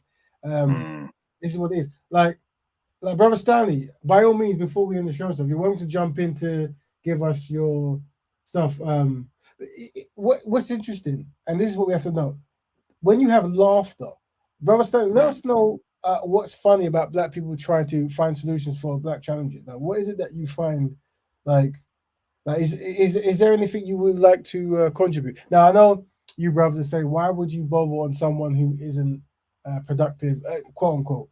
I do feel that there is a value, and I know some people disagree, with how synchronized brown sisters read and respond to error-prone behavior constructively and peacefully. I think and I know also, why. brother, and also as well, brothers, is that we need to learn how to deal with each other kindly, strategically, Yes. without being self-destructive. And the fact that if we were to memorize the 5 griefs, that when we are in that everyday life, yes, then we can, although we are shunning our brothers and sisters who are unsynchronized, but we're also teaching the people as well. Because the youth, unfortunately, the youth don't understand how to express strategically when someone's been unsynchronized. Oh, you're this, you're that, blah, blah, blah. But the fact that if you can break down, oh, brother, you seem like, or sister, you're in denial. Why am I in denial? Brrr. You seem like you're going through this, bargaining. Why am I bargaining? Brrr. You see what I'm saying to that? And then everyone just uncode, breaking and correctly instead of being self-destructive. Wisdom, if that makes any sense. Yeah. The sister last week, Kush, said something that was very important. She said that she came on the panel and she expressed discomfort with some of the videos or some like where some things. Yeah, I remember. And she said she was best pleased that as men we didn't tend to act like maybe other panels where it became a man versus woman or aggression fest or and this is something we have to acknowledge, and well done to the brothers. This is to acknowledge that there is a lot of emotionally damaged brothers out there, and they see themselves on the same level as women in an argument, if that makes sense, right? And rather than seen as the person there to resolve and use their strength and their protection power to control the situation, they become carried away by it and they start arguing and you know, we need to be trained. We need to be trained to do that, isn't it? Trained. Yeah, that's right. Yes. That's well, it's right. Emotional control. It's emotional control, and it's it's actually giving people credit and kudos for being able to do that. As in, like that is so. Whenever a person loses their cool, and it's their self-esteem being challenged, but we have to make being able to control yourself is the self-esteem control. Like, well done in being in this situation and being in control rather than out of control. And that's another thing. Define that word, that language is important. Where you define something that's in control and out of control. And what I tend to do is I give an analogy. I say like an African king talking to a servant, and oh, but yeah, let's say it's a European king talking to a black servant. Let's make it there, right? And the European king obviously has conquered the world, done whatever it's to do, and as they do, are done. And they're screaming and shouting out. They're actually going crazy, screaming at the actual black servant. And black servant, this is scene 1 of your film you directed, is on the floor, like cowering, going, sorry, sir, and then very scared. You ask him in scene 1, who is in control and who's out of control, and then naturally they might say, well, the king is in control because he's screaming and shouting, and then the servant is out of control because he's cowering and cowardly and scared of what might happen. So the king is dominating that scene. Scene 2, next day, the servant walks in the room, does the same thing. He offers him food. The king is not best pleased with the food. He's screaming and shouting. But this time, the black servant says, calm down, John. What's wrong? You can say, okay, in this scene 2, who is in control and who's out of control? And naturally, then you can say the king, he's out of control, right? Because he's screaming and shouting, while the servant is in control because he's not letting that reaction control him. And right now, when it comes to power dynamics, the servant, who naturally will be of a lowest power dynamics, is the most powerful person in that scene because he's in control, while the king is out of control. You see? Yes. If we can use those concepts when we're explaining how to be in control despite rank. So even though the black person has been colonized and conquered, and now he has to serve this new false king, his demeanor puts him in control, while the European puts him out of control, right? And yeah. So these kind of stories and that has to be respect, isn't it? Even regardless of rank, you're still supposed to have respect to those around you, isn't it? Yes, there you go. So what I'm saying is, if we use these things, this will make teaching, being in control and not screaming. And we definitely want to emphasize, black men, when you compete with black women, you're losing. Like even in sports, there is no concept where it's black men, women versus men. So it's the same in life. You are not competing with black women. You're competing with non-black men, right? That's your job. You compete with non-black men to benefit black people collectively, right? There you go. Whenever you see a competition between black men and black women, you chop that down and go, nope, don't focus on them, because that's where the civil war comes in and that's where the distraction comes in. The focus is black men versus non-black men, and the best way to progress is black betterment. So you can compete at your best foot when you're working as a team, and then you go back to your Raven, what about black men competing with other black men and black women competing with other black women? Well, so but it has to be, but that would have to be in a healthy way, because you got healthy competition, right? Let me explain. Let me explain what I do. I used to go on shows, and I would try to explain black betterment to black people, and naturally, many of the men who had non-black wives would push against it, and they weren't best pleased and stuff. And I would say, okay, look, I'm here to promote black people working with black people for progression. That's why I'm here, right? But so that I would say that's collaboration, right? So I'm going to help. Me and you can work together and help 2 million black people with collaboration. But if there's something about me or the philosophies about me or the brothers I stand with that you're not best pleased with, you don't need to collaborate. You can compete. So meaning, me and these brothers here are going to help 1 million black people, and you're going to compete with us and help 2 million black people. You see? So you can compete with us to help black people. You can't compete against us to destroy us. You can, if Brother Raven, Brother Cal, and Brother Musa are working together to help 2 million black people, I don't work with them because they say you have to have a black wife, and that's I can't do that. God forbid. So I'm gonna work away from them, and I'm gonna help 3 million black people. Then by all means have that competition. That's constructive competition. Do that, right? So you can either collaborate or compete. But the idea is, whether you help work us or work away from us, we're helping the same ratio of people. That's the picture I'm trying to paint. So, brother, did you say competing into helping black people? Is that what you? So that may be problematic, brother, because remember, our leaders, unfortunately, have been doing that, and it has definitely caused a defect on our movement. For example, what I'm referring to is a lot of organizations, whether it be in the Pan-Africanists, the Nation of Islam, etc. And you understand? So I like what you said. Get the black man competing with the non-black men. I hear that. Yeah. Please answer the brother, because what we're gonna find. So the thing is, brother, we're gonna have some rules that are so synchronized with black people, 100%, that there's some people who have skills and sets who just, for whatever their reason, can't get with us, right? And it might be best for us. What we don't want to do is turn them against the concept of helping black people, right? So the idea is, black betterment can exist where we're not harming each other, right? But you can help black people in other areas. You can go and so for example, the example you gave, if you review what you're saying, I'm assuming what you're saying is actually they competed with each other, but they actually undermined each other, right? That's right. So this is a problem. So this is no longer so the competition we want to have is, the goal is to help as many black people as possible and harm none. So if you're harming, for example, a lot of these brothers around the internet world, they do they have very good shows, DVDs and comedy stuff, and they help black people very well. But then when they cross paths and they hate each other, they'll say things like, well, this guy's got a school and I don't support him, so don't support the school, right? That's right. He's a fraud. This guy, he's a womanizer, and it's like they're trying to shut down every single thing the person does. So the 20 years they've put in to build up something, they're trying to destroy in 5 seconds. I'm saying, if you can't help that brother build a school because for whatever reason, don't destroy his school, don't undermine him.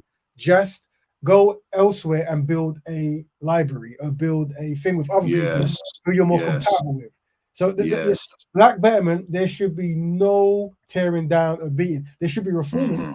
There should be high principle reforming where reforming, rehabilitation. But no, that's right. Like I said, we can't have a person who claims to be a Pan-Africanist or a pro-black in one corner, and a person who claims to be a black spiritualist or a black better in one corner, and they're literally making shows and campaigns tearing each other down.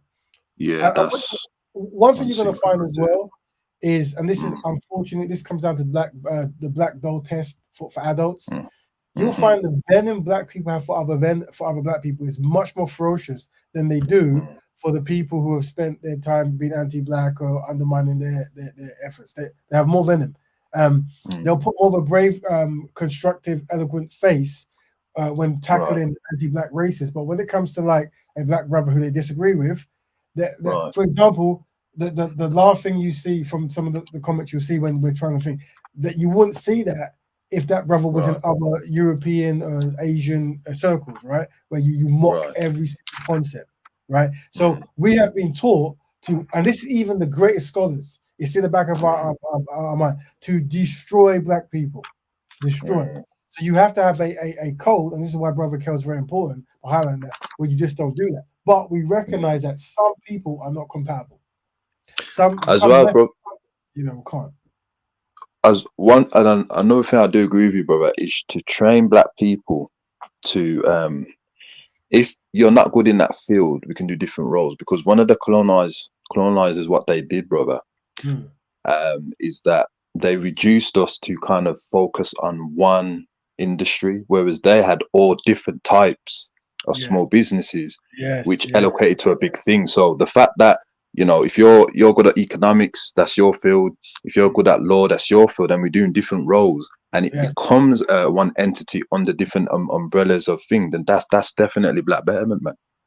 No, exactly. That's where we're going. Like, I think for me, when I'm in a circle and someone is very displeased with black love and black family, it's usually black love as well, and they don't want to do, and they say, I've never practiced black brother. I said, well, brother, you don't have to work with us. You can work in isolation. As long as you're not mistreating black people or undermining what we're doing, we wish you well. If you want to start a school that teaches black girls how to program JavaScript or whatever, I salute you. Heck, I might even pay to support that. But you might not agree with us because we're so gung-ho about black families, and I understand not.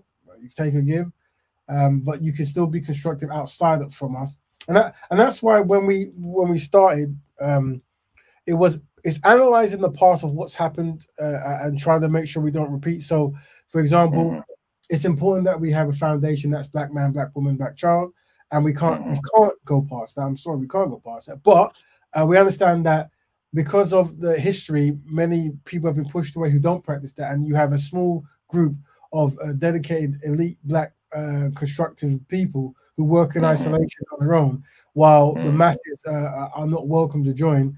We give a stepping stone of how to do separate kind of works in isolation towards the betterment, and we give merit to it. So even though your overall lifestyle isn't complete a black betterer, as we see in here, but we acknowledge that you have done 1, 2, 3, 4 things that we can say you're a builder, and that's why I don't know the truth about. I watched a documentary recently about Brother Huxtable, Bill Cosby. Right. And, naturally, with many black men, as we're seeing now, they get tore down towards the end of the career. But if what they're saying is true or not true, we can say at least this brother built certain things. You see, at least he built. What we can remember from it is the institutions and ideas he built that were constructive for black people's progression. I'm glad you spoke about this, because another thing that we have to train ourselves, right? The ability to focus on the political side and not the bad deeds. Yes, this is very problematic, because this is going to be very heartbroken to a lot of us to hear this. Our leaders, whether they were the male or females, right, they had a lot of unsynchronized tendencies. You see, and if you were to read up on them, you'll think to yourself, what's going on? However, they're only human beings. So the fact that we focus on their foundation and how they help their people out, and don't focus on the badness, even though we do not applaud it, we condemn it, we do need to teach our people this, brother. Is very, very important, man. Because you know what I mean. What you're saying is correct, and that's why we say institutions over individuals, ideas over individuals. Because what will happen, as we see, an individual will make up an idea or an institution, and then when that individual commits some kind of error-prone behavior or problematic behavior, we try to shut down the institution and the idea. And that institution might have 7 million members who are doing something. Now we want to shut it down. We want to tarnish everything they're doing. I remember I was in, I won't say names and stuff, but I remember I was in Speaker's Corner and there was brothers there and they were talking about, helping black people. And there was a non-black, European gentleman who converted to a religion, and he felt it necessary to constantly heckle the black brothers and say, your founder was this, that, and the third, and because of that, everything has to now stop, and you have to join this faith, and once again, he won't focus on what his people did to black people or whatever faith group he belongs to. Those people didn't care at that time when black people were suffering. They only have criticism. So this is what happens. So we have to always push individuals or institutions over individuals, ideas over individuals, and I'll mock eyes over eye kind of thing, whatever. Yeah, man, brothers, totally agree. As this week, you guys have been very constructive. This is good. We big up Brother Stanley for the drive-by criticism. We also, let's check out Brother Dominic for his contribution, and also Brother Daniel for support. And anyone else who listens live in the future, we definitely want to get more sisters to jump in. We one of the 3 platforms that we definitely want more sisters. Also, let me tell you guys. Give me 17 seconds to find it. I'm gonna be it might be a live stream this Sunday. Let me just get the name. Hold on. Right. Where is it? Let me log into my other account. Hold on. I've got so many accounts because I'm gonna be on a show called they planned it last month and it's just come up very quickly. But there we go. Powers for Breakfast. Right. So the show's called Powers for Breakfast. Let me see in my message if he's giving me an Powers for Breakfast. It's this Sunday. Please arrive. The show starts at 18 on Sunday. Okay. So that's 18, right? referring to 6 o'clock. Yeah, 6. Yeah, I'm just reading that. Right. Yeah, so 6 o'clock, and it's called Powers for Breakfast. Right. So and there's a link tree, wasn't it? Okay. So Google Power to Breakfast Family. I'll be on there, and hopefully the constructive work is done. But if you guys have any Black Betterment shows or pro-Black shows or Pan-African shows, let us know so we can network. We definitely want to use this platform to highlight constructive Black people. Remember, we brought the Trend of Triumph Fair. That's Black families, Black economics, and Black health. We're talking about a new concept now. We're dealing with the free the 3 A's of beneficial Blackness. That's aesthetic, ancestry, and action. And we're putting a whole 80 points on action. Although we acknowledge it is wonderful to be aesthetically as Black as possible, as well as ancestry, 10 points if all that good, well done. However, after the smoke settles and everyone is admiring the beauty of the Blackness, we then have to have 8 on action, you see. So I'll jot this up as some kind of symbolic thing that makes sense. Big up Brother Musa suggesting that we have live events and a focus on these things, and big up Brother Kel saying we definitely the code, and most important thing, keeping it pro-Black or keeping it Black, sorry. This is very important, brothers and sisters, and we have to have ways to brand it and we have to have that concept of Black people helping self only as a very romantic concept. I got a question, and it might be the basis for a next debate and etc. Have we adopted as a race of people the right culture, the religious political culture? Because most Black people today on the planet are either Muslim or Christian, and indigenous spiritual systems like voodoo, Ifa, Odinani of the Igbo, all of that has been sidelined by Islam and Christianity, Abrahamic religions.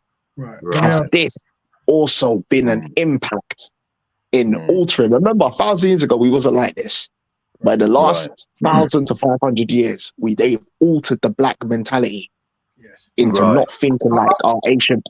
Go on. Let me jump in. So very good points, brother. I'll try. So when I first started trying to write documents and talked about people, I always had to figure a big problem. And by observing other cultural groups, I realized that regardless of whatever religion they had, it was a cultural connection that made them consistent with helping themselves. So they would find a way to use their religion, however they got it, or whatever the basis was, to help themselves, and it was connected with their culture, right? The challenge of Black people is there's been separation, invasion, and new ideas and innovation, where there's so many Black people with different religions from different sects and different stuff, and unfortunately, Black people seem to use that as a reason not to communicate. There's certain philosophies, and some philosophies are if you're going to have a religion, have either a Afrocentric religion or a non-Afrocentric religion that has been Africanized or blackized, blackized, has been a change. Just kind of like when you see Jesus now is from Norway. If you would look at his skin, right? This is a way of Europeanizing this faith of Christianity. So having philosophies that either bring out the truthness of his blackness or interjecting blackness whenever you can. I'm not here to say which is better. Me personally, what the strategy I have, I agree with all that 100%. However, what I understand is because religion is such a high anxiety topic, I need a way to navigate around that. And what I came up with this, I said basically, how Black people can get on the same page is see Black people as a phone, or people as a phone. So let's say a smartphone, right? So Black people are are iPhones, while other people might be Androids, whoever, right? Whatever, right? Then with Black people, your religion is your operating system. So in your phone, brother, you might not know this, you might know this. The operating system might be iOS, Android, or Windows. Yeah, I'm going to be 10. That's a religion. So that could be Islam, Christianity, voodoo, whatever, right? That's your religion. Yeah, your operating system. That's how you operate. Now, as you know, on your phone, you can actually have applications on your phone, right? So on the operating system, you can have application. The lifestyle of Black Betterment is an application, meaning you could be voodoo, you could be a Christian, you could be a Rastafarian, and still install Black Betterment on your operating system. Now, as you know, certain applications do a lot. For example, Google is like, it's like it does everything, right? That's like Black Betterment. So you can have your faith, your belief, and that, but still be directed by and guided by your application, your software. Yeah, and that way it allows you to have a Rastafarian, a Christian, a voodoo practitioner, and all these people having completely different operating systems, but they've all installed Google. So whenever they're searching for something, what they're using? Google. Whenever they're looking on a video, what they're using? YouTube, which is owned by Google. Yeah. And what you'll find is this actually happens in real life. Regardless of what operating system you're using Google products. Right? That's right. You see? So this is the strategy that I recommended in order to understand and have a solution to the fact that so many Black people have so much different faith groups, but also have been trained to use those faith groups as a divider. This is a potential way to do that. Just to add something, I've been looking into this. You do know, that really and truly, there's only two dominant religions in the Black race on the planet, and that's Islam and Christianity. When you break down the maths and you do a number of heads, it's Islam and Christianity. Everything else is minority. 98% of the Black race is Muslim and Christianity. 2% is everything else. 2% of the race is everything else: atheist, voodoo, Rasta. Brother, so let me give you a perfect example. Then let me make the analogy make more sense. Android and what's the other one? Android and iOS, right? These are operating systems on phones. They're both made by non-Black people. They actually use operating systems made by Black people, which we can't name them, but they're so small. They're in like test labs, and the Black people can't get them distributed, right? And so maybe one person uses them. So that's the same as let's say let's just say, let's just say that the Abraham frames are saying, let's just say this as an analogy, right? Same thing. As in, if you look at the amount of people that use iOS and the amount of people that use Android, it's that same 90% of the world, right? Yeah. But still, on both those phones, they both use Google search. And Google search, when you look at the data, does most of the tracking of everything. That's why Google makes so much money. Because whether you have the operating system or not, everyone uses it. Even now, we are using a Google product. Yeah. You see? Right? And then when we search, we use a Google product, right? When we use our database, it's a Google product. So, but my operating system I'm using on this machine is not Google, it's Apple. But I'm not thinking about that. I'm thinking about Google, because Google is what I use to get from A to B and everything. Black Betterment is what we use.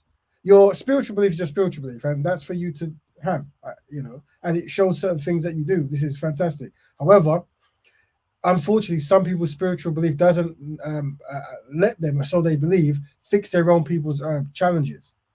So they believe, right? Therefore, meaning we have a lifestyle that does that for them. It's just like, in America, they go to religion is like peanut butter and jelly in America, right? Where they buy it and it comes in the same tin or the same can or whatever it is, right? Because they like that. While in England, you get it separate for the most part, right? So it's like, well, that's what it is. So they have their operating system and they have Black Betterment. So we can offer them a solution that isn't part of their religion, but they can still have their religion that's comparable. You see? It's a very important question, but Brother Kel will tell you that on my on the things for the Batman that we write, we acknowledge miscegenation, religion, and LGBT activity as three of the topics that cause mass anxiety. So in those particular forums, they're kind of banned, right? Because it's hard to control dialogue in the digital world where people are just screaming, typing, and shouting, and no blocking and this kind of stuff. It's so, but this is how we deal with it. But it's a very important question, and it's very, very observant, and you're seeing it.